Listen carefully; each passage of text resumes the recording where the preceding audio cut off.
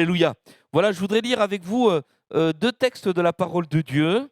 Le premier se trouve dans l'Épître aux Romains. On va méditer surtout sur ces deux versets. C'est dans l'Épître aux Romains au chapitre 12e et le verset 1er, le verset 2. Voilà ce qui nous est dit. Ce sont des textes que je pense que nous connaissons. On peut même lire le verset 3 parce qu'il est aussi intéressant. Je vous exhorte donc, frères, par les compassions de Dieu, à offrir vos corps comme un sacrifice vivant, saint, agréable à Dieu, ce qui sera de votre part un culte raisonnable. Ne vous conformez pas au siècle présent, mais soyez transformés par le renouvellement de l'intelligence, afin que vous discerniez quelle est la volonté de Dieu, ce qui est bon, agréable et parfait. Et par la grâce qui m'a été donnée, je dis à chacun de vous de ne pas avoir de lui-même une trop haute opinion, mais de revêtir des vêtements modestes, des sentiments, modestes, selon la mesure de foi que Dieu a départie à chacun. Alléluia. Et on va retenir dans ce que nous avons lu, afin que vous discerniez quelle est la volonté de Dieu. Et le titre de cette méditation de ce matin, là, de notre réflexion, bien justement, c'est discerner la volonté de Dieu. Et avec cette question, est-ce que vous discernez la volonté de Dieu? Discernez-vous la volonté de Dieu? Discernez-vous. Alors, pour nous aider à cette réflexion, on va aller dans le livre des Actes des Apôtres. On va aller au chapitre 16e et au verset 1er. Il nous est parlé de Paul. C'est son deuxième voyage missionnaire. Et voici ce qui nous est dit. Il se rendit ensuite à Derbe et à Lystre. Et voici, il y avait là un disciple nommé Timothée, fils d'une femme juive fidèle et d'un père grec. Les frères de Lystre et d'Icône rendaient de lui un bon témoignage. Paul voulut l'emmener avec lui et l'ayant pris, le circoncis à cause des Juifs qui étaient dans ces lieux-là, car tous savaient que son père était grec. En passant par les villes, il recommandait aux frères d'observer les décisions des apôtres et des anciens de Jérusalem. Les églises se fortifiaient dans la foi et augmentaient en nombre de jour en jour. Ayant été empêchés par le Saint-Esprit d'annoncer la parole dans l'Asie, ils traversèrent la Phrygie et le pays de la Galatie. Arrivés près de la Mysie, ils se disposaient à entrer en Bithynie, mais l'Esprit de Jésus ne le leur permit pas. Ils franchirent alors la Mysie et descendirent à Troas. Pendant la nuit, Paul eut une vision, un Macédonien lui apparut et lui fit cette prière: « Passe en Macédoine, secours-nous ». Après cette vision de Paul, nous cherchâmes aussitôt à nous rendre en Macédoine, concluant que le Seigneur nous appelait à y annoncer la parole de Dieu. Amen. La bonne nouvelle, pardon. Amen. Gloire au Seigneur. Voilà, discerner la volonté de Dieu. Et je crois que c'est vraiment ce qui advient de chercher à chacun d'entre nous. Une fois que nous avons rencontré Jésus, que nous avons fait de Jésus notre Sauveur, que nous savons que nous sommes sauvés, qu'il a pardonné nos péchés, maintenant, au quotidien et pour tous les aspects de notre vie, au temps court, au temps moyen, au temps long, eh bien, nous cherchons tous à faire la volonté du Seigneur. Alléluia. Amen. Du moins, c'est ce que nous devrions tous avoir en tête. Seigneur, qu'est-ce que tu veux que je fasse? Alléluia. J'ai compris que tu es mon Sauveur, j'ai compris que tu es mon Seigneur, j'ai compris que tu as donné ta vie pour moi, je suis sauvé, mais que veux-tu que je fasse? Et c'est ce qui arrive à chaque chrétien qui a pris conscience d'une chose. Et nous sommes des disciples de Jésus. Amen. Et un disciple, c'est quelqu'un qui suit son maître. C'est quelqu'un qui ne cherche pas à faire sa propre volonté, mais à faire la volonté de son Seigneur. Et Jésus dira lui-même, moi j'aime bien ce texte, c'est dans Jean chapitre 8, le verset 31, Jésus dira: « Si vous demeurez dans ma parole, vous êtes vraiment mes disciples, vous connaîtrez la vérité, et la vérité vous affranchira. » Ce texte, il est intéressant parce que il parle quand même, Jésus parle à des disciples, il parle dans le contexte du discipulat. Il dit, mais si vous demeurez dans ma parole, vous êtes vraiment mes disciples. C'est-à-dire, on peut être, comme je crois l'avoir dit la dernière fois, on peut être des followers. Voilà, Hein, vous savez ce que c'est? On a parlé d'Instagram tout à l'heure. Hein. Voilà, je suis un compte. Mais c'est pas parce qu'on suit un compte Instagram qu'on est un disciple de Jésus. On est informé de réunions, on est informé des vêtements, on est informé de ceci, on est informé de cela. Mais c'est pas ça, un disciple. Un disciple, c'est quelqu'un qui demeure dans la parole du Seigneur. Et l'Écriture ajoute ceci, eh bien, vous connaîtrez la vérité vous affranchira. Et on pourrait même se poser la question, mais Seigneur, je suis affranchi parce que Seigneur, tu m'as déjà libéré de mes péchés, de mon passé, etc., du diable. Oui, mais tu es toujours en chemin et tu peux être asservi à une fausse doctrine, une fausse vision, à toutes sortes de choses. Et le Seigneur veut te garder libre. Alléluia. Et c'est par la vérité que tu resteras libre. Alors, on comprend une chose, c'est que cette question de faire la volonté de Dieu, elle s'impose dans notre vie. Mais nous remarquons quand même, je ne sais pas pour vous, mais que ce n'est pas tellement évident. Est-ce que vous comprenez toujours ce que le Seigneur veut vous dire ? Ah, merci. Enfin, une voix honnête. Voilà, une voix. Eh oui, parfois on comprend bien, parfois on ne comprend pas bien. Il n'y a qu'à moi que ça arrive. Vous voulez que je vous donne une expérience? Et en même temps, vous allez voir une expérience comment le Seigneur me protège, je me garde, mais vous aussi, hein, par la même occasion. Hein. Voilà, mais ça, c'est la miséricorde du Seigneur. Jeudi après-midi, on a eu une bonne réunion, le Seigneur nous a fortifiés, voilà, et gloire soit rendue au Seigneur. On termine, on s'en va, voilà. Et puis, en partant de là, on avait une autre réunion, je crois qu'on a eu 3 réunions ce jour-là, hein, voilà. Et donc, avec Sébastien, je dis, je te reprends tout à l'heure, etc. Donc, OK, on avait une réunion de maison. Et puis, une pensée me vient, bah, va chez notre sœur Martine, là. C'est vrai que, tac, elle a les colis. Voilà, des colis, chez elle, plein de Bibles. Voilà, il faut aller les chercher. Je dis, bah, j'y vais. Et pendant que j'y vais, il y a une voix qui me... Je pense comme ça, mais il faudrait après que tu les ramènes quand même, ces colis. C'est pas grave, ils peuvent rester la nuit dans la voiture. Hein, je vais les chercher, je rentre à la maison, c'est bon, voilà. OK. Et puis, regarde, euh, tu devrais retourner à l'église quand même, parce que comment dire, les recueils de chants pour la réunion de ce soir. Et là, je pense, voilà, des fois on ne s'aperçoit pas qu'on parle avec le Seigneur. Bah, non, mais c'est pas grave, les frères et les sœurs, c'est des chrétiens de longue date, ils connaissent par cœur les chants. Ils n'ont pas besoin de recueil. Vous voyez, voilà. Oui, ça vous arrive jamais de penser comme ça? Voilà, hein, tac. J'arrive à la maison, je regarde dans ma voiture. J'ai les clés de la voiture, bien sûr, elles tournaient. Mais les clés de la maison, alors les clés de la maison, vous allez dire, bon, pasteur, c'est vos affaires. Oui, mais les clés de la maison, c'est un trousseau de clés et il y a les clés de l'église aussi dessus. Donc ça vous concerne. Et là, je frappe, on m'ouvre, voilà, et mes clés, elles sont où? Ben, voilà, non, et là, tout de suite, je comprends. Je retourne à l'église. De 16h30 à 18h15, les clés étaient dehors, à l'extérieur. Et au travers de toutes ces petites remarques, le Saint-Esprit était en train de me dire, retourne à l'église, retourne à l'église, retourne à l'église. Et tout cela pour vous dire ceci, c'est que, comme l'Écriture le dit, eh bien, le Seigneur parle, mais sous diverses formes. Et souvent, on ne comprend pas. On ne réalise pas que c'est le Saint-Esprit qui est en train de nous parler, de nous diriger et de nous conduire. Alléluia. Alors, bon, c'est une histoire de clé. Vous allez dire, bon, c'est pas mortel. Oui, c'est sûr, c'est pas mortel, mais enfin, ce serait très embêtant quand même. Hein. Voilà, si on nous avait volé les clés. Voilà, mais enfin, en tout cas, le Seigneur est bon. Alléluia.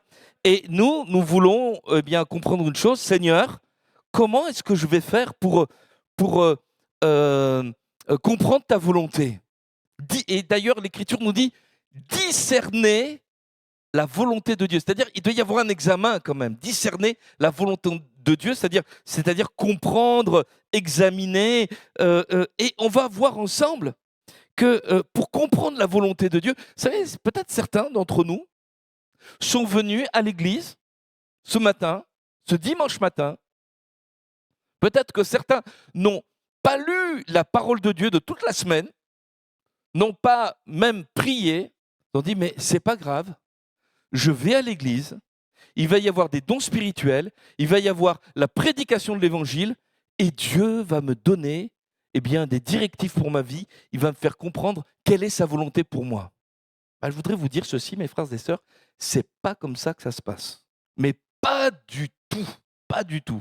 Je ne dis pas du tout que la prédication n'est pas efficace pour nous conduire, ni non plus que les dons spirituels n'ont pas toute leur valeur, n'ont pas toute leur importance, mais lorsque je lis l'Écriture, et je reviens dans l'Épître aux Romains au chapitre 12 et au verset 1er, il nous est dit « Je vous exhorte donc, frères, par les compassions de Dieu, à offrir vos corps comme un sacrifice vivant, saint, agréable à Dieu, ce qui sera de votre part un culte raisonnable.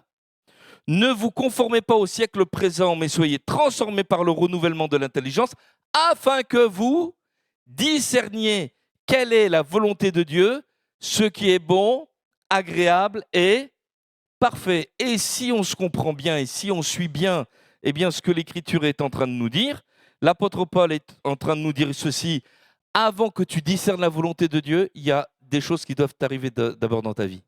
Il faut d'abord que ta vie, elle soit offerte. Offrez vos corps en sacrifice. Une vie offerte. Le deuxième point, ça va être une vie non conformiste. Voilà. Je n'ai pas dit anticonformiste, mais une vie qui ne se conforme pas au siècle présent, pour ensuite avoir une vie qui est transformée par le renouvellement de l'intelligence. Et au terme de ces trois actions, le quatrième qui nous importe ce matin, c'est de discerner la volonté de Dieu. Donc, on est en train de réaliser une chose, c'est que discerner la volonté de Dieu, c'est le fruit d'une compréhension, d'une communication que le Seigneur nous donne, tandis que nous sommes dans le cadre d'une relation intime avec lui. Amen. Alléluia. Et je crois de tout mon cœur que le Seigneur est capable de faire grâce. Mais je crois, et de parler d'une manière tout à fait particulière dans un don spirituel, mais je crois aussi que le Saint-Esprit est capable de te parler et de te communiquer sa volonté, tandis que tu as offert ta vie, tandis que tu te laisses transformer par le Saint-Esprit. Alléluia. Et ça ne se fait pas en un dimanche matin, ça se fait chaque jour de notre vie. Amen, alléluia. Et c'est ce qu'on voit au travers de ce texte d'Acte 16, où Paul va discerner la volonté de Dieu. Seigneur, tu veux que nous passions à Philippe, en Macédoine, avec ce songe et qu'il va avoir, et nous allons y revenir. Alors tout d'abord, c'est bon, vous me suivez? Vous êtes là? Vous n'avez pas perdu vos clés? Vérifiez, hein? Voilà. Donc ce premier point, ça sera une vie offerte. Et Paul dira ceci: je vous exhorte donc par les compassions de Dieu à offrir vos corps comme un sacrifice vivant, saint, agréable à Dieu. Alors, on arrive un petit peu dans Romains 12 au terme de l'enseignement de l'épître de Paul aux Romains. C'est extraordinaire, c'est le pur évangile. Si vous voulez comprendre ce qu'est l'évangile, la bonne nouvelle, il faut lire l'épître aux Romains. Ça commence par déclarer que les hommes sont tous dans le péché, que tu sois un homme instruit ou pas instruit. Certains pensaient, oui, le péché, le mal, c'est pour les gens qui n'ont pas beaucoup d'instruction. Non, non, non, non. Tous en péché sont privés de la gloire de Dieu. Tu peux être un grand magistrat, tu peux être quelqu'un qui est de l'autre côté de l'échelle sociale, mais devant Dieu, tous ont péché, sont privés de la gloire de Dieu. Mais la bonne nouvelle, c'est qu'on est tous sauvés par un sauveur merveilleux, c'est Jésus, alléluia, qui a donné sa vie pour nous à la croix. Et ce salut est accessible par la foi en Jésus. Et la conséquence de tout cela, mes frères et sœurs, c'est que le Saint-Esprit agit dans ton corps. Alléluia. Vous savez, à l'époque, et comme peut-être parfois aujourd'hui, on peut avoir, tandis qu'on est spirituel, un peu de mépris pour tout ce qui est matériel et pour tout ce qui est corporel. Mais l'Écriture nous dit que le miracle que Dieu a fait en Christ, c'est que ce corps qui était destiné au péché, maintenant il est devenu le temple du Saint-Esprit et que le Saint-Esprit l'habite. Alléluia! Et tu peux dire à ton voisin, tu es le temple du Saint-Esprit. Alléluia. Tu es le temple du Saint-Esprit. Et dites-le d'une manière profonde, d'une manière solennelle, parce que le frère ou la sœur, excusez-moi de dire ça, excusez-moi, peut-être que le frère ou la sœur à côté de vous a été abusé dans son corps. Peut-être que son corps, est passé par toutes sortes de choses. Mais l'Écriture nous dit, je l'ai racheté, alléluia. Et maintenant il m'appartient et j'y fais résider mon Esprit Saint, alléluia. Et il est le temple du Saint-Esprit, amen. Et c'est cela que le Saint-Esprit, que le Seigneur est en train de nous dire, au travers de ce texte, offrez vos corps comme un sacrifice vivant, saint, agréable à Dieu, ce qui sera de votre part, un culte raisonnable, alléluia. C'est-à-dire qu'en réalité, maintenant, c'est dans la vie réelle, c'est dans la vie concrète, c'est dans ce que je vais faire, dans ce que je vais agir, que le Seigneur va manifester sa volonté. Mais avant même qu'il me donne sa volonté, à comprendre sa volonté, l'Esprit de Dieu m'invite à faire une chose. Mais offre-toi entier au Seigneur. Vous savez que avant de rencontrer Jésus, votre vie, elle ne pouvait pas servir Dieu. Moi, j'étais dans mes péchés, j'étais loin de Dieu, je faisais n'importe quoi de ma vie. Des choses dont je rougis aujourd'hui, voyez, mais je n'aurais jamais pu répondre à l'appel de Dieu. Et d'ailleurs, vous n'avez pas trouvé des fois certaines personnes un peu gênantes? Vous savez très bien que leur vie n'est pas la gloire de Dieu, et ils vous parlent de Jésus. Vous est jamais arrivé ça? Une fois, avec un collègue pasteur, on faisait de l'évangélisation dans la rue, oui, c'est dans la ville de Voiron, et puis on est entré comme ça dans un pour parler du Seigneur, je ne sais plus comment ça s'est fait, on s'est retrouvé dans un salon de tatouage. Voilà. Et on a parlé du Seigneur à ce monsieur qui faisait des tatouages. Alors, toutes sortes de tatouages, hein, c'était pas joli. Hein. Puis il nous a sorti une Bible. À côté, il y avait une église. Et puis pendant un temps, il avait fréquenté l'église. Et comme il avait une certaine réflexion, il s'est mis à nous sortir toutes sortes de choses exactes. Mais on s'est trouvé gênés, quoi. Il y avait des trucs immoraux, des trucs sataniques, et lui nous parle de Jésus. C'était comme si vous voyez, on mettait comment dire, voilà, un anneau au nez d'un pourceau, quoi. Voilà, et se dire, c'est pas possible. Non, cet homme, il sert pas Dieu, c'est pas possible. Voyez. Mais maintenant que tu as été racheté, maintenant que tu as été purifié, lavé, pardonné, guéri, restauré, mais tu peux offrir ta vie. Alléluia. Amen. Tu peux offrir ta vie et n'attends pas. N'attends pas. Hier, la semaine dernière, j'ai été vraiment touché par le témoignage de Valérie qui nous a dit qu'à l'âge de 3 ans, elle a donné son cœur au Seigneur. Amen. Alléluia, c'est merveilleux. Hein. Et je crois que tout à l'heure, on a fait lever les ados. Gloire au Seigneur pour les ados. Alléluia. N'hésitez pas à donner votre cœur au Seigneur, à vous engager pour suivre le Seigneur Jésus. Alléluia. Amen. Et offrir son corps au Seigneur, c'est le préalable. Et vous avez remarqué que, tandis que nous avons lu Acte 16 tout à l'heure, Paul commence son parcours missionnaire et puis il s'adjoint d'un coéquipier qui va devenir plus tard son bras droit, même son fils en la foi, ça sera Timothée. Et ce garçon qui avait un bon témoignage va s'offrir entièrement au Seigneur. Alléluia. Amen. C'était quelque chose, quitter son père. Alors peut-être son père était décédé, on ne sait pas, mais en tout cas sa mère était bien vivante. Il va quitter son église. Il avait un bon témoignage. Il aurait pu rester tranquille comme ça, bien établi. Mais c'est un garçon qui va s'offrir entre les mains du Seigneur et qui va suivre l'apôtre Paul. Et on ne peut pas recevoir de directives de la part du Seigneur concernant sa volonté si tout d'abord on ne lui appartient pas, ou si d'abord on ne lui a pas dit, Seigneur, toute ma vie elle est à toi. Seigneur, règne, domine. Et ce n'est pas que des mots, mais c'est la réalité. Et je voudrais peut-être parler à quelqu'un qui tarde à s'engager dans les eaux du baptême. Mais le baptême, est l'engagement premier d'un homme, d'une femme qui veut suivre Jésus en disant, non pas ma volonté, Seigneur, mais ta volonté. Je ne veux plus suivre ce monde, je veux être ton disciple. Et c'est ça le baptême. Alléluia. Amen. Vous êtes d'accord avec moi? Vous me suivez? Gloire au Seigneur. Et tout cela eh bien, est extrêmement important. Je ne vais pas rentrer dans les détails, mais l'apôtre Paul va circoncire Timothée. Vraiment, il fallait offrir sa vie entre les mains du Seigneur.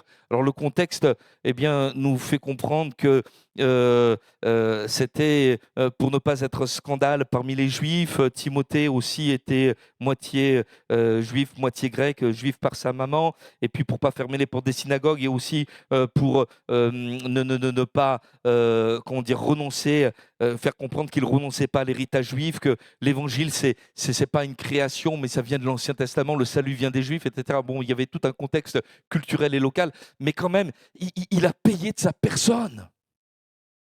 Et je voudrais te dire ceci, si tu veux que Jésus conduise ta vie, bien sûr, il a tout payé à la croix, mais il y a un prix à payer. Seigneur, non pas ma volonté, mais ta volonté, Seigneur.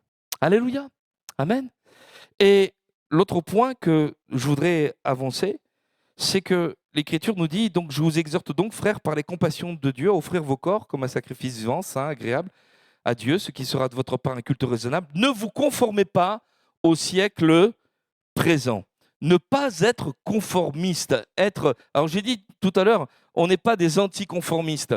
Le mot conformiste être conforme en grec vient du mot schéma. Ça signifie suivre les schémas, les pensées, les desseins du monde. Le siècle présent. Qu'est-ce que le monde désire que l'on suive? Eh bien, il veut que tu accomplisses tes propres désirs. Voilà, tu recherches ta propre gloire, tes passions, etc. Bref, que tout ce qui est ici-bas sur cette terre, eh bien, ça soit pour ton plaisir. Il y a quelques années en arrière,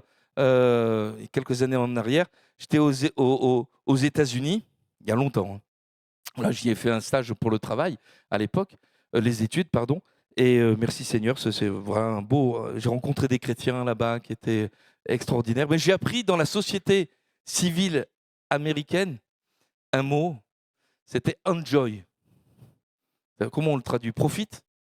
C'est ça, hein, profite, voilà. En fait, tout est là pour que tu profites. Tout est là pour que tout soit à ton service. Enjoy, mon frère. Voilà, enjoy. Mais l'Écriture, quand on veut faire la volonté de Dieu, ne vous conformez pas au siècle présent. Jésus n'a-t-il pas dit, il y a plus de bonheur à donner qu'à recevoir?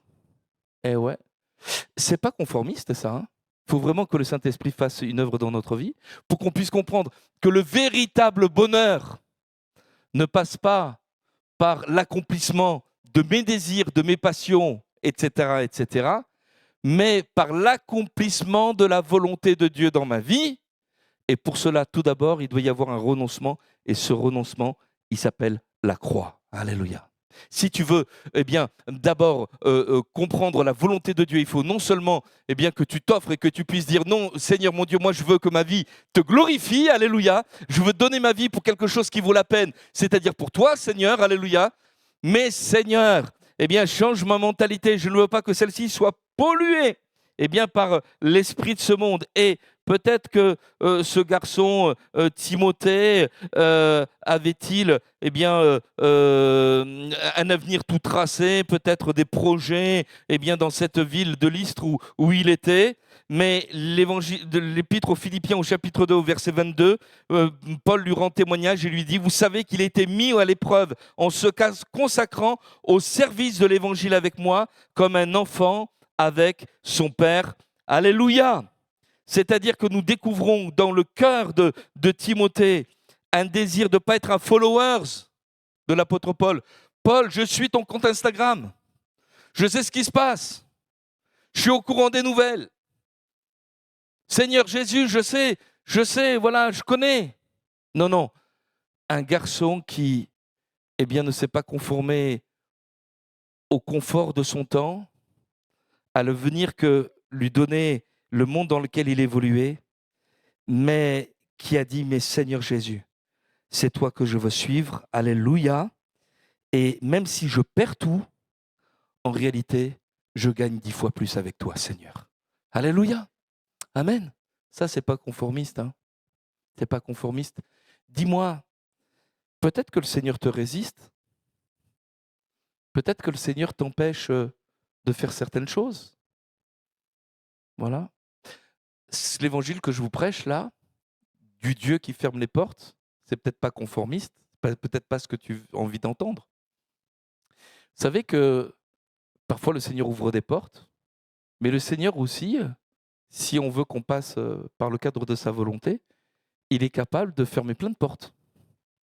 Voilà, ça marche pas, ça marche pas, ça marche pas. Vous avez remarqué l'esprit de Jésus qui permet pas à Paul d'aller là, et je comprends pas, et ceci et cela, etc. Mais peut-être que, allez, hier c'était la Saint-Valentin. Vous savez qui c'était Valentin? Un martyr. Messieurs, c'est un martyr Valentin. Il est mort pour sa foi. Vous savez pourquoi? Parce qu'il organisait des mariages. Et à l'époque, se marier devant Dieu, c'était interdit. Et lui, pour les jeunes chrétiens qui voulaient fonder leur vie avec le Seigneur, il organisait des mariages comme ça, clandestins. Puis voilà, la persécution au Rome, etc., etc. Mais peut-être qu'au niveau même sentimental, il peut y avoir des portes qui se ferment. Et tu dis, je ne comprends pas pourquoi ça se ferme. Mais peut-être que tu te conformes trop à l'esprit de ce monde. Un petit peu comme les Israélites qui disaient, donne-moi un roi. Je veux faire comme mon copain. Je veux faire comme ma copine. Je veux une reine. Je veux un roi dans ma vie. Attends, reprends au début d'abord. Est-ce que tu as offert ta vie comme un sacrifice vivant, saint, agréable à Dieu? Est-ce que c'est lui qui règne? Est-ce que tu as crucifié tes passions et tes désirs pour dire, Seigneur, non pas ma volonté, mais ta volonté, Seigneur? Et si tu ne le fais pas, il y a des choses qui ne vont pas marcher. Il y a des choses qui ne vont pas marcher, qui ne se passera pas. Peut-être que tu forceras une porte, mais ça ne sera pas la volonté de Dieu. Et tu pourras te mordre les doigts. Alors, mes frères et sœurs, lorsque je dis ça, j'ai bien conscience que c'est un petit peu négatif. Hein. Désolé pour la Saint-Valentin, voilà. Mais le Seigneur est vivant, il donne un avenir. Alléluia. Alléluia. Mais il y a des temps comme ça où le Seigneur nous permet de tester aussi s'il est vraiment le roi des rois et le Seigneur des seigneurs. Il y a des années en arrière, j'avais dans ma famille, tout le monde n'était pas au Seigneur et moi j'allais à l'église, mais j'avais rencontré Jésus, alléluia. Et quand j'allais mal, quand j'allais bien, moi, le meilleur endroit que je trouvais, c'était l'église. Les frères et les sœurs, alléluia. Mais il y a un vieux chant, Geneviève, c'est tout ce que j'aime, là, ceux qui me comprennent. Vous connaissez ce chant-là? Voilà. Hein. Comment c'est? Que j'aime la famille de Dieu. Voilà. Mais oui, c'est vrai, c'est vrai. Et j'avais à l'époque, il y avait une grand-mère qui habitait à côté de chez moi. Alors je prenais ma petite Clio, non, ma Fiat Uno, ouais, j'ai une petite Fiat Uno, et je mettais la grand-mère avec moi. Alors 15 bornes aller, 15 bornes au retour, tout ça, on était contents. Et il y a quelqu'un qui n'aimait pas le Seigneur. Bah dis donc, dans ta voiture, il n'y a que des grands-mères, quoi. Moi, je ne sais plus, j'avais 23 ans, 24 ans, voilà. Ouais, mais enfin, c'était une grand-mère avec qui on parlait de Jésus. Alléluia. Et avec cette grand-mère, merci Seigneur. Et Anne, elle dit merci à la grand-mère. Alléluia. Plus tard, j'ai rencontré la grand-mère. Gloire à Dieu, alléluia. Mieux vaut avoir une bonne grand-mère gentille comme tout, à qui tu rends service, alléluia, et avec qui tu vas parler de Dieu, plutôt que de te mettre dans des histoires pas possibles. Alléluia, amen, gloire à Dieu. Une vie transformée. Soyez transformés par le renouvellement de l'intelligence. L'intelligence, c'est la perception, c'est la pensée, c'est l'esprit humain. Et être renouvelé, c'est un renouvellement de ta perception. Et quand ce renouveau se fait, tu es transformé, littéralement métamorphosé. Tout à l'heure, j'ai dit quelque chose, c'est que c'était un peu négatif, la croix. Vous savez, l'apôtre Pierre va réagir de cette même manière lorsque Jésus va parler de la croix. Le Seigneur dira ceci, et vous qui dites-vous que je suis, Pierre, vous savez, tu es le Christ, le Fils de Dieu, etc. Vous connaissez tout ça. Et puis, le Seigneur va leur parler de la croix, et Pierre va le prendre à part et dit, à Dieu ne plaise, Seigneur. Ce que tu dis, ça ne plaît pas à Dieu, ça t'arrivera pas à la croix. Arrière de moi, Satan. Il s'est pris une remontada, là. J'aurais pas aimé être à la place de Pierre. Hein. Mais il ne comprenait pas la croix. Il comprenait pas la croix.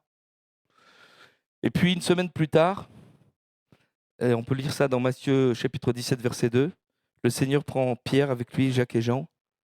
Il monte sur la montagne. Et là, Jésus apparaît dans sa gloire. Il est transfiguré. Il fut transfiguré. En grec, le mot, c'est métamorphosé. Il est renouvelé dans son intelligence. Mais il vit à jamais, il règne. S'il donne sa vie à la croix, ce n'est pas pour simplement mourir et finir dans un tombeau, mais c'est pour mettre en échec Satan, c'est pour mettre en échec le diable, alléluia. C'est pour mettre en échec le péché, c'est pour nous ouvrir le ciel, nous donner une vie nouvelle, alléluia. Et sa perception, là, à ce moment-là, va changer sur eh bien, le sacrifice du Seigneur et l'accomplissement des promesses. Et peut-être quelqu'un a-t-il besoin d'être renouvelé, d'être réveillé. Quelqu'un tout à l'heure priait le Seigneur en disant, mais on prie le nom de Jésus, mais il faut que ça ne soit pas simplement un chant, mais une révélation dans ton cœur. Alléluia. Il est vivant, il règne. La perception de Christ. Et il nous est dit ceci, eh bien, d'être transformé par le renouvellement de l'intelligence. Et on s'aperçoit que le Seigneur, parfois, il a un peu de mal avec ça. Que notre perception des choses... Mais il faut que notre perception, elle change pour que tu puisses discerner la volonté de Dieu. Il faut que tu aies l'intelligence pour discerner. Oui ou non? C'est comme quelqu'un, s'il veut écrire, il ne faut pas qu'il fasse des fautes d'orthographe. Oui ou non? Eh bien, il faut que vous appreniez la grammaire. Moi, j'avais un maître d'école, il s'arrachait les cheveux avec nous. Hein. Il ne savait plus comment faire pour nous apprendre la grammaire, les règles d'orthographe, tout ça. Il nous affichait ça en grand dans la classe, on faisait quand même plein de fautes. Il ne savait plus comment faire. Vous savez ce qu'il nous disait? Il disait, c'est comme les bouchers charcutiers. Il y en a certains, ils vendent le jambon, d'autres les rôtis. Moi, j'ai les andouilles. Alors, j'espère que les andouilles ont progressé un petit peu. Hein. Mais parfois, on est un peu des andouilles. Hein. Eh ouais. Oui ou non? L'apôtre Pierre, Jésus est son sauveur. Il prie le Seigneur, mit la faim. Il demande à manger. Je suis sûr que le Seigneur, dans ce temps de jeûne et prière, voulait lui parler. Mais il sent qu'il y a des spaghettis, là. Paf, vision. Lève-toi, Pierre, tu et mange. Là, c'était le repas. Que des animaux impurs. Non, Seigneur, je ne mangerai jamais ce qui est souillé et impur. Et au travers de ça, le Seigneur veut lui faire comprendre ce que le Seigneur a déclaré pur, ne le considère pas comme souillé. Regarde tous ces hommes et ces femmes qui se perdent, des Romains, des Grecs, de toutes. Ce ne sont pas des Juifs. Ils n'ont rien à voir avec les alliances. Mais en Jésus-Christ, eh bien, je les fais entrer dans mon alliance. Ils sont le peuple de Dieu. Ils deviennent le nouvel Israël. Alléluia. Le peuple élu, ceux que j'ai choisis. Amen. Gloire au Seigneur. Il a dû être renouvelé. Instinctivement, lui dit non, Seigneur. Et peut-être quelqu'un a-t-il besoin d'être renouvelé dans l'esprit de son intelligence. Peut-être que tu as fermé les yeux sur une situation, tu cherches la volonté de Dieu et tu ne vois pas du tout, tu ne vois pas, parce que tu n'as pas l'intelligence pour comprendre. Permettez-moi de vous dire, quand je vous dis ceci, ce n'est pas un jugement. Hein. Je vous rappelle, on a été traité d'andouille. Hein. Et oui. Mais l'apôtre Paul va recevoir une vision. Pourtant, c'est l'apôtre Paul. Même au niveau intellectuel, c'est un niveau plus haut que Pierre. Il aurait pu comprendre, mais il ne voyait pas que le Seigneur l'appelait à prêcher l'évangile aux Macédoniens, c'est-à-dire les Européens. Et alors là, pour un juif, c'était passer de l'Orient à l'Occident. C'était un autre monde. Peut-être que le Seigneur veut te révéler une situation. Peut-être parler du Seigneur à quelqu'un à qui tu ne penses même pas qu'il faut lui parler. Dans une certaine assemblée, il y a un frère qui m'a dit ceci. Quand je me suis converti, j'ai voulu parler à tous les gars de mon atelier. C'était dans la vallée du Gier, là, à Rive de Gier. Et donc, c'était dans la métallurgie. Et il avait rencontré le Seigneur. Et puis, il m'a dit, mais je voulais parler du Seigneur, mais il y en avait un, il me faisait peur. Et alors, alors j'ai parlé à tout le monde, et puis à la fin, il restait que lui. Et puis le pasteur nous parlait du retour de Jésus. Le Seigneur va revenir. Il faut parler de Jésus. Il avait cette pression dans son cœur. Si Seigneur, tu reviens, que je lui ai pas parlé, mais je lui rendre des comptes. Est-ce qu'on y réfléchit à ça? Je lui rendre des comptes. Et là, il est allé le voir et il lui a parlé de Jésus. Alors, ce frère, je le connais parce que vous avez compris, hein, de tous ceux à qui il a parlé, le seul qui s'est converti, c'est lui, avec son épouse. Alléluia. Pourtant, il avait un regard, il avait des yeux bleus comme ça, là, un visage voilà, coupé à la serpe, là, faisait un peu peur. Mais c'est lui qui a donné son cœur au Seigneur. Alléluia. Et on a besoin d'une vision. Alléluia. C'est ce que, vous savez, comme Abraham, Abraham crut en Dieu, il est notre Père dans la foi devant celui auquel il a cru, Dieu qui appelle les choses qui ne sont pas comme si elles étaient. Alléluia. Amen. Les situations, ne dis pas c'est fermé, ne dis pas c'est pas possible, ne dis pas c'est la guérison, l'avenir ou je sais pas quoi, ne dis pas c'est pas possible, mais laisse-toi façonner, transformer, métamorphoser par la gloire de Jésus. Il est mort, bien plus, il est ressuscité et il a été métamorphosé devant les yeux de Pierre, qui maintenant avait compris. Mais la croix, ce n'est pas une défaite. La croix, c'est une victoire. Alléluia. Il y a de quoi quand même être chamboulé dans notre intelligence et dans nos réflexions et de voir les choses comme Dieu peut les voir. Jésus au centre, non pas ma volonté, non pas mes désirs, mais les tiens, mais Seigneur, pour entrer dans ta volonté et une vie donc finalement qui a du discernement. Alors je voudrais vous dire ceci, l'Écriture nous dit que la volonté de Dieu, dans ce qu'on a lu dans Romains au chapitre 12 et le verset 1er et 2, il nous est dit afin que vous discerniez quelle est la volonté de Dieu, ce qui est bon, agréable et parfait. Alors je voudrais vous donner juste au travers de ces trois qualificatifs, bon, agréable et parfait, ce à quoi on reconnaît la volonté de Dieu néanmoins. Dans la volonté de Dieu, il y a ce qui est bon. Eh bien, quand Dieu t'indique une nouvelle direction dans ta vie, forcément, il va arriver de bonnes choses. Voilà, de bonnes choses. Alors, bon selon le plan de Dieu. Hein, selon le plan de Dieu. C'est-à-dire que dans la volonté de Dieu, tu vas obéir au Seigneur. C'est ce que va faire Paul. Il reçoit l'appel de ce Macédonien. Il se met en route et c'est bon, ça marche. Tu obéis au plan de Dieu. Si, vous lirez Acte 16, hein, mais ce qui est agréable, c'est qu'il va entretenir sa relation avec Dieu. Il va rencontrer d'autres gens qui craignent Dieu, Lydie, tout ça. Il va les amener au Seigneur tranquillement et ça va se faire. Alléluia. C'est-à-dire que quand on est dans la volonté de Dieu, on obéit au Seigneur. Quand on est dans la volonté de Dieu, on ne perd pas sa relation avec Dieu. Et puis, au final, ce qui est parfait, c'est qu'il va se mettre à servir Dieu. Alors, les circonstances, il y aura la prison, tout ça, mais ça, c'est secondaire. Ce qui est primordial, c'est qu'il est en train de servir le Seigneur. Juste petit test. Peut-être que tu as pris des décisions, tu as pris des chemins. Est-ce que ce que tu as entrepris t'empêche d'obéir au Seigneur? Est-ce que ce que tu as entrepris t'empêche d'avoir une relation avec le Seigneur et avec tes frères et sœurs, l'Église? Et est-ce que ce que tu as entrepris t'empêche de servir Dieu? Si ces points ne sont pas remplis, même si on t'a dit, et même si tu t'es auto-convaincu que c'est le plan de Dieu pour moi parce qu'elle a des beaux yeux ou je ne sais pas quoi, ça ne vient pas du Seigneur. Je n'ai jamais plus servi le Seigneur que depuis que je suis marié.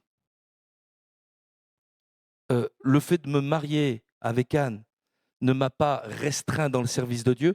Au contraire, je l'ai servi plus et mieux. Parce que je voudrais dire que l'Église ne serait pas ce qu'elle est aujourd'hui si Anne n'était pas là. Voilà. Et Et on veut bénir le Seigneur, alléluia. Et mon frère, ma sœur, on veut comprendre une chose. Oui, d'accord, très bien. Il y a des choses qui sont sur ton cœur. Et tu veux chercher la volonté de Dieu, mais attention de ne pas mélanger ta volonté avec la volonté du Seigneur, de ne pas faire entrer tes plans, tes désirs, eh bien dans ce que Dieu veut réellement pour toi.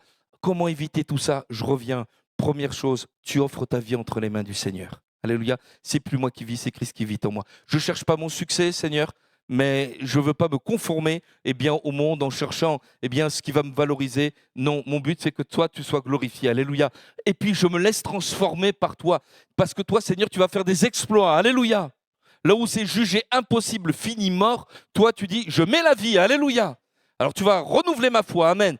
Et à la fin, cette bénédiction, ta volonté, c'est de me permettre que je te serve encore davantage. Alléluia. Que je glorifie encore davantage ton nom. Amen. Alléluia. Alors, on va terminer maintenant. On va prier le Seigneur. On va se remettre entre les mains de Dieu. Et vous voulez bien qu'on prie le Seigneur tous ensemble? Amen. Et qu'on puisse lui dire, Seigneur, je t'offre ma vie. Seigneur, je veux faire ta volonté, mais je veux passer par ces aspects-là. Alléluia. Seigneur, nous te rendons grâce et nous te bénissons. Te louons, Père Céleste, pour ta bonté. Seigneur, et nous sommes tous rassemblés parce que nous t'aimons. Seigneur, ces chants, ces louanges, Seigneur, mon Dieu, mais ça a été comme un parfum de bonne odeur, Seigneur, et nous te louons, nous te glorifions. Cependant, Seigneur, on ne vit pas que de chants, on ne vit pas, Seigneur, que de rassemblements, mais on vit aussi de décisions qui impliquent notre avenir, qui impliquent, Seigneur, tellement de choses au niveau professionnel, sentimental, au niveau affectif, Seigneur, au niveau, Seigneur, de notre équilibre personnel, de nos relations, Seigneur Jésus, tant de choses qui sont là. Et Seigneur, nous voulons faire ta volonté. Et tu nous dis, Seigneur, que en réalité, ce dont nous avons besoin, c'est de la discerner, ta volonté. Seigneur, on n'est pas des robots. Seigneur, on n'est pas téléguidés comme ça. Seigneur, tu nous as donné une intelligence, mais Seigneur, tu veux la renouveler. Seigneur, tu veux que ton Saint-Esprit illumine les yeux de notre cœur pour qu'on discerne ta volonté. Tu veux qu'il y ait comme une transformation. Alors Seigneur Jésus, on a compris que pour qu'il y ait cette transformation, il ne faut pas se conformer au monde, mais offrir notre vie entre tes mains. Notre vie en réel, Seigneur, en concret, pas en abstrait. Seigneur, que tu règnes pleinement, Seigneur. Tu m'as sauvé, Seigneur, pour que je puisse te servir, pour que je puisse t'adorer. Seigneur, et chacun pour notre part. Seigneur, tout le monde n'est pas appelé à prêcher l'évangile, tout le monde est appelé à te servir. Nous sommes un peuple de sacrificateurs, de serviteurs et de servantes de l'Éternel. Seigneur, à toi toute la gloire. Alléluia. Et que l'on puisse dire, Seigneur, oui, je veux faire ta volonté, mais d'abord, Seigneur, je veux t'offrir ma vie. Alléluia. Je ne veux pas me servir, mais je veux te servir, Seigneur. Alléluia. Et peut-être que ce matin, quelqu'un a besoin de dire ça au Seigneur. Seigneur, je ne m'étais pas rendu compte que je te mets à mon service. Mais Seigneur, je veux me mettre à ton service. Ta volonté, c'est que tu sois glorifié. Alléluia. L'Écriture ne dit-elle pas, cherchez premièrement le royaume et la justice de Dieu, et toutes ces choses vous seront données par-dessus. Alléluia. Alors on veut bénir le Seigneur. Offre ton cœur, offre ta vie. Donne-toi tout entier au Seigneur. Et il fera de grandes choses, et tu verras la volonté de Dieu s'accomplir dans ta vie, ce qui est bon, agréable et parfait. Alléluia. Tandis qu'on est sous le regard du Seigneur, tandis que nos regards sont fermés, peut-être, je vais faire un appel, mais un appel pour que tu donnes ta vie au Seigneur. Et que tu puisses dire, mais oui, j'offre ma vie à Jésus. Je veux que ce soit sa volonté qui vienne dans ma vie. Je veux le suivre, je veux le servir. Et tandis qu'on est sous le regard du Seigneur, et nos yeux sont tous fermés, mes frères et sœurs. Ce n'est pas pour être guéri de ces maladies, c'est pour dire, mais je veux suivre Jésus, je veux lui offrir ma vie. Quelqu'un veut répondre à cet appel, qui lève la main ce matin à sa place en disant, oui, je veux suivre Jésus, oui. Oui, il y a des mains qui se lèvent. Merci Seigneur, oui, je vous ai vu. Quelqu'un d'autre voudrait-il, oui, il y a des mains qui se lèvent. Gloire à Dieu. C'est sérieux, c'est devant Dieu que vous le faites. Hein. Oui, je vous ai vu. Gloire au Seigneur. Alors on va prier ensemble. Seigneur, nous te rendons grâce et nous te bénissons. Tu vois, Seigneur, les décisions qui se font dans le sérieux des cœurs, Parce que comprenons, Seigneur, que dans ces moments, Seigneur, nous avons pris la Sainte Seine, nous avons parlé de la croix et de tout ce qu'un sacrifice implique. Seigneur, cet appel repose non pas sur des émotions, mais Seigneur, sur une compréhension éclairée de ta parole, à entrer dans ta volonté. Et Seigneur, je veux t'apporter ces bien-aimés, Seigneur, qui ont levé leurs mains, afin que, à présent, Seigneur, se laissant conduire par toi, t'ayant offert leur vie, ils entrent pleinement dans ta volonté et que tu leur donnes une intelligence renouvelée, afin qu'ils soient transformés, afin de discerner ta volonté.